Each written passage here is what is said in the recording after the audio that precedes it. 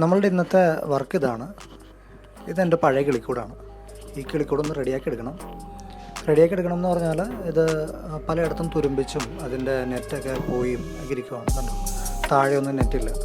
അപ്പോൾ നമ്മൾ എന്താ ചെയ്യാൻ പോകുന്നതെന്ന് വെച്ചാൽ ഈ നെറ്റൊക്കെ അഴിച്ചെടുത്തിട്ട് പുതിയ നെറ്റ് ഇടുക, തുരുമ്പൊക്കെ കളയുക, പെയിൻറ്റ് ചെയ്യുക, മൊത്തത്തിലൊന്ന് ക്ലീൻ ചെയ്യുക. അതാണ് ചെയ്യാൻ പോകുന്നത്. ഇതിൻ്റെ വർക്ക് വളരെ സിമ്പിളാണ്. ഈ വർക്ക് ചെയ്തേക്കുന്നത് ഈ കിളിക്കൂട് മൊത്തത്തിൽ ചെയ്തേക്കുന്ന ഒരു ഫ്രെയിമിലാണ്.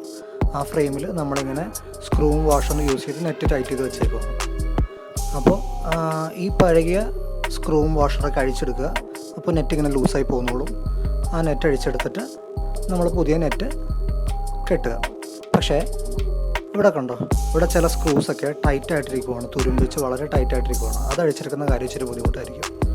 അപ്പോൾ അതും കൂടെ അഴിച്ചെടുത്ത് ആ തുരുമ്പൊക്കെ ക്ലീൻ ചെയ്ത് അവിടെ പെയിൻ്റ് അടിച്ച് കഴിയുമ്പോഴത്തേക്കും നമ്മളുടെ നെറ്റ് കൂട് കുട്ടപ്പനാവും.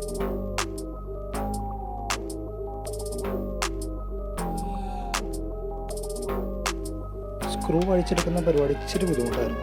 കാരണം ചില സ്ക്രൂസൊക്കെ ഭയങ്കര ടൈറ്റായിരുന്നു. കുറേ നാളായിട്ട് അവിടെ ഇരിക്കുമല്ലേ, ചിലത് തുരുമ്പിച്ചിട്ടുണ്ടായിരുന്നു.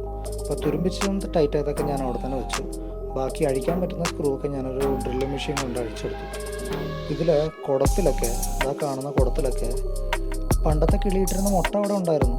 മുട്ടയും അതിൻ്റെ ഉള്ളിൽ വേറെ പ്രാണികളൊക്കെ കൂട് കൂട്ടിയതൊക്കെ അവിടെ ഉണ്ടായിരുന്നു. ഇപ്പോൾ നമ്മൾ നെറ്റെല്ലാം അഴിച്ച് മാറ്റി. ഇനിയുള്ളത് ക്ലീനിങ് ആണ്. ക്ലീനിങ്ങിന് മുൻപായിട്ട് കുറേ തുരുമ്പിൻ്റെ ഭാഗങ്ങളുണ്ട്. പിന്നെ തുരുമ്പെടുത്ത് ഇതേപോലുള്ള കുറേ സ്ക്രൂവും ഉണ്ട്. ഇതെല്ലാം നമുക്ക് അഴിച്ചു മാറ്റണം. അഴിച്ചു മാറ്റി കഴിഞ്ഞിട്ട് ഇതൊരു സാൻഡ് പേപ്പർ വെച്ചിട്ട് ക്ലീൻ ചെയ്യണം.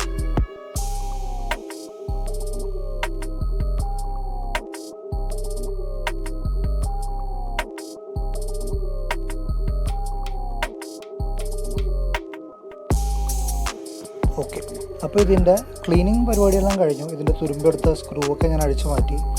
പിന്നെ ഉണ്ടായിരുന്ന അലൂമിനിയത്തിൻ്റെ തകിട് താഴെ ഉണ്ടായിരുന്നു, അത് ഞാൻ അഴിച്ചു മാറ്റി. ഇനി ചെയ്യാനുള്ളത് ഇത് നന്നായിട്ട് തുടച്ച് ക്ലീൻ ചെയ്തതിന് ശേഷം, ഇതിൽ പൊടിയൊന്നും ഉണ്ടാകാൻ പാടില്ല. അങ്ങനെ ക്ലീൻ ചെയ്തതിന് ശേഷം ഇതിലിനി പെയിൻ്റ് അടിക്കണം.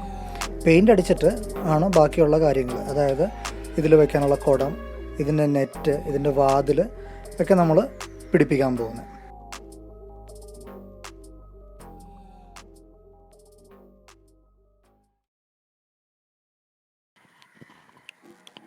അപ്പോൾ ഇതിൻ്റെ പെയിൻ്റ് അടി എല്ലാം കഴിഞ്ഞു. ഞാനത് ഒരു ദിവസം ഉണക്കാൻ വെച്ചു. ഒരു ദിവസം കഴിഞ്ഞിട്ട് നമുക്കിതിൽ തൊടാൻ പറ്റുള്ളൂ. കാരണം പെയിൻ്റൊക്കെ ഉണങ്ങണമല്ലോ. നല്ലപോലെ ഉണങ്ങിയിട്ടുണ്ട്. ഇനി നമുക്കിത് ചെയ്യേണ്ടത് ഇതിൻ്റെ നെറ്റ് പിടിപ്പിക്കുകയാണ്. നെറ്റ് പിടിപ്പിച്ചതിന് ശേഷമാണ് കിളിക്കിരിക്കാനുള്ള കുടങ്ങളൊക്കെ, കിളിക്ക് മുട്ടയിടാനുള്ള കുടങ്ങളൊക്കെ ഇത് ഫിറ്റ് ചെയ്യാൻ പറ്റുള്ളൂ. അപ്പോൾ ഞാൻ എടുത്തിരിക്കുന്നത് 5 അടി വീതിയും 5 മീറ്റർ നീളമുള്ള ഒരു നെറ്റാണ്. നമ്മളിനി നെറ്റ് പിടിപ്പിക്കുകയാണ്. നെറ്റ് ഞാനിപ്പോൾ ആ ഒരു സൈഡിൻ്റെ അളവിന് മുറിച്ചെടുത്തിട്ട് അതിൻ്റെ ഒരു സൈഡിൽ നിന്ന് ഒരു കോർണറിൽ തുടങ്ങിയിട്ട് ഞാൻ സ്റ്റാർട്ട് ചെയ്യുന്നു. അപ്പോൾ നല്ലപോലെ ടൈറ്റായിട്ടിരിക്കാനായിട്ടാണ് ഒരു കോർണറിൽ ഞാൻ സ്റ്റാർട്ട് ചെയ്യുന്നത്.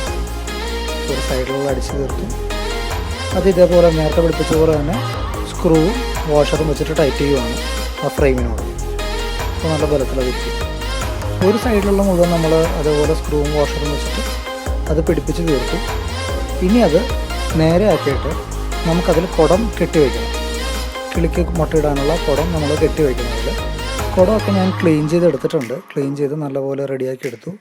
ഞാൻ മാക്സിമം കുടം അതിൽ കെട്ടി വെക്കാനാണ് തീരുമാനിച്ചേക്കുന്നത്. അതുകൊണ്ട് 7 കുടം ഞാൻ എടുത്തിട്ടുണ്ട് അതിൽ. ഇപ്പോൾ ഡോറൊക്കെ പിടിപ്പിച്ചു, കുടവും പിടിപ്പിച്ചു. അതിൽ കിളിക്കിരിക്കാനുള്ള ഒരു ചില്ലയും വെച്ചിട്ടുണ്ട്. ഈ ചില്ല നമ്മളുടെ പഴയ കൂടിൻ്റെ ഉള്ളിൽ നിന്ന് തന്നെ എടുത്തതാണ്. ഒരു പേരമരത്തിൻ്റെ ചില്ലയാണത്. അപ്പോൾ അത് ഇവിടെ ഞാനിങ്ങനെ സെറ്റ് ചെയ്തു. ഇത് ഉറപ്പിക്കണമെങ്കിൽ താഴെ ഒരു MC വെച്ചിട്ട് നമുക്കത് നല്ലപോലെ ഉറപ്പിച്ച് വെക്കാം.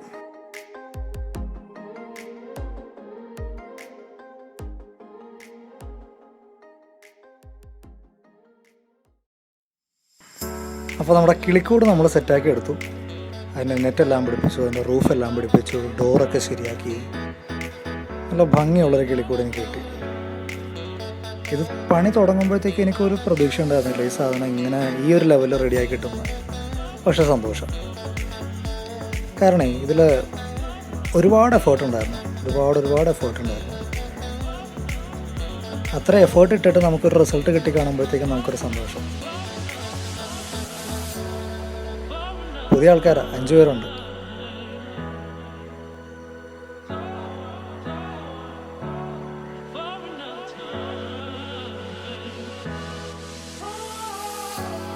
അപ്പോൾ നിങ്ങൾക്ക് എൻ്റെ വീഡിയോ ഇഷ്ടമായിട്ടുണ്ടെങ്കിൽ നിങ്ങൾ കമൻറ്റ് ചെയ്യുക, നിങ്ങളുടെ അഭിപ്രായങ്ങൾ കമൻറ്റ് ചെയ്യുക, ലൈക്ക് ചെയ്യുക, ഷെയർ ചെയ്യുക. പുതിയ വീഡിയോസ് ഇനിയും വരുന്നുണ്ട്. Thank you.